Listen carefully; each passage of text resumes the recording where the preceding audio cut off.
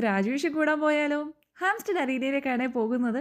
അവിടെയാണ് graduation. Yes. Then ഞാൻ എൻ്റെ ഫ്രണ്ട്സിനെ മീറ്റ് ചെയ്തു. എല്ലാവരും നല്ല അടിപൊളിയായിട്ട് റെഡിയായിട്ട് ഗ്രാജുവേഷന് വേണ്ടി നിൽക്കുകയാണ്. അങ്ങനെ ഞങ്ങൾ ബാക്ക് സ്റ്റേജിലേക്ക് പോവാണ് കേട്ടോ. വർത്താനം പറഞ്ഞ് ബഹളമൊക്കെ വെച്ച്. ഇതാണ് മല്ലു ഗ്യാങ് നമ്മുടെ.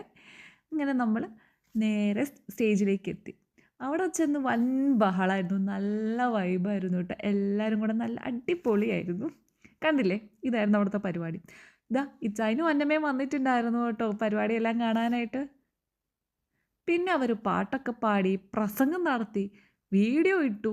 ഇത് കണ്ടില്ലേ? ഇങ്ങനത്തെ പരിപാടികളൊക്കെ ഉണ്ടായിരുന്നു. പക്ഷെ എല്ലാം വളരെ ശടപടയെന്നായിരുന്നു നമ്മുടെ ഗ്രാജുവേഷൻ. അതോടെ തീർന്നു.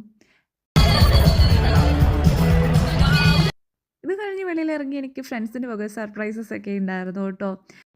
അങ്ങനെ ഞാൻ എൻ്റെ മെയിൻ ഗ്രാജുവേഷൻ്റെ കൂടെ നിന്ന് ഫോട്ടോ എടുത്ത് ആ ഗ്രാജുവേഷൻ ഡേ അങ്ങ് പൂർണ്ണമായിട്ട് എൻജോയ് ചെയ്തു.